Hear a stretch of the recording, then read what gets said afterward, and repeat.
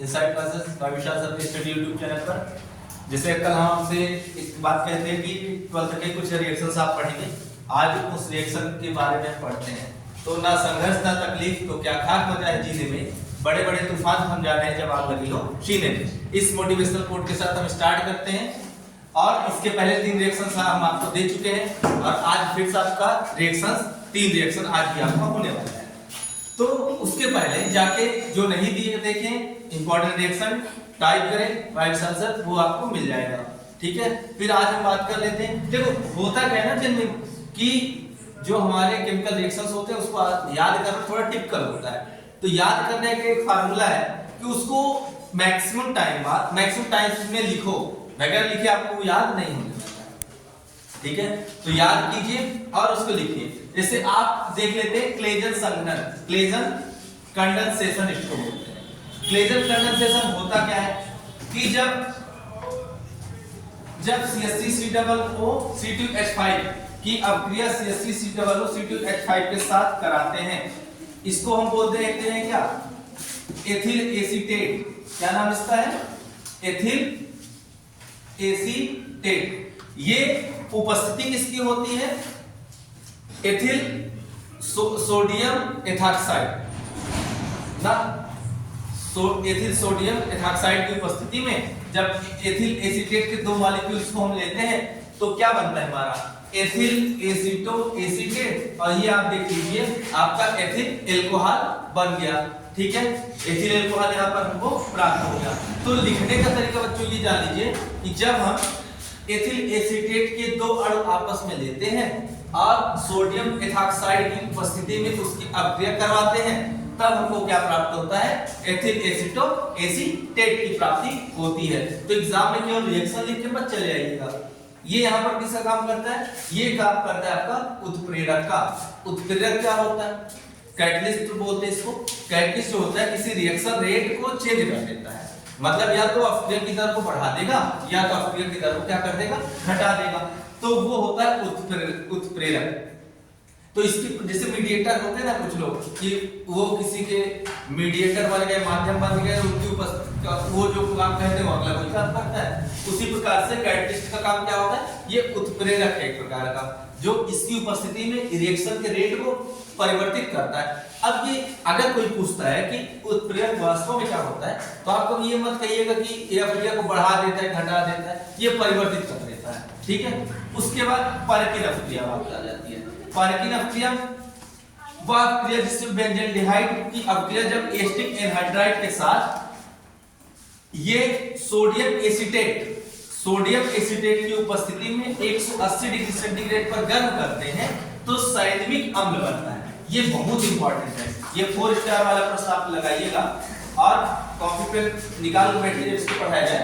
तो ये सिनेमिक अम्ल होता है, उसके बाद ये होता है आपका एसिटिक अम्ल। ठीक है बात है, ये होता है आपका एसिटिक अम्ल होता है, सिनेमिक अम्ल होता है।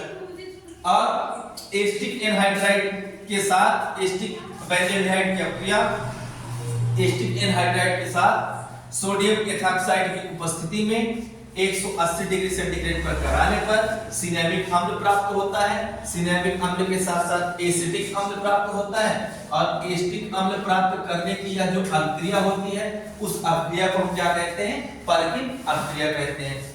2 बातें क्लियर। तीसरा देख लीजिए, ये भी इंपॉर्टेंट ही है, रीमर-टीमैन अभिक्रिया, रीमर-टीमैन रिएक्शन।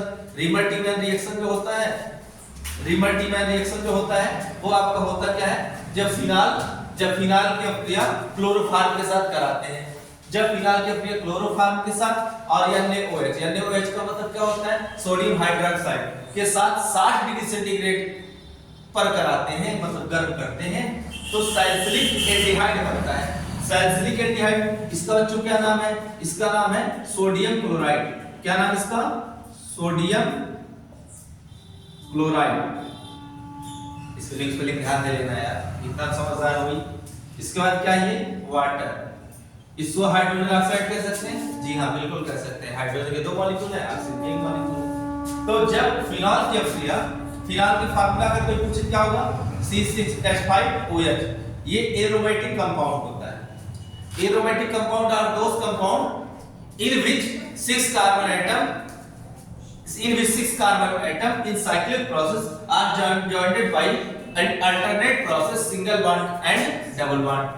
तो एरोमेटिक अभिक्रिया, एरोमेटिक यौगिक वे यौगिक होते हैं जिसके चक्रीय यौगिक होते हैं, जिसमें 6 कार्बन परमाणु होते हैं और प्रत्येक कार्बन परमाणु एकांतर क्रम में एकल बंध और द्विबंध से जुड़े होते हैं। क्लोरोफॉर्म, अच्छा क्लोरोफॉर्म जानते हैं किसके लिए यूज किया जाता है?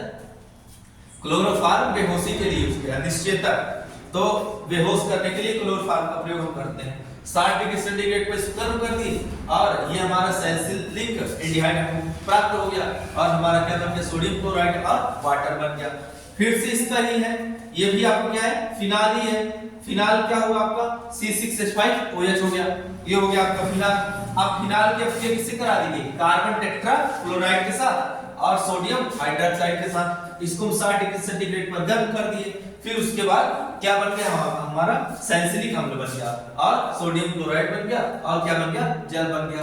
तो ये हम क्या कर लिया? 3 अभिक्रिया ये भी देख लिए, ठीक है। और एक बात ध्यान देना कि केमिकल रिएक्शंस तो अभी बहुत सारे हैं, लगभग मान के चलिए कि 30-40 रिएक्शन आपको अच्छे से नेम्ड रिएक्शन पढ़ने हैं ना, और उसमें ये गारंटी के साथ हम कहते हैं क्वेश्चन आपको निश्चित रूप से बोर्ड एग्जाम में देखने को मिलने वाला है 100%।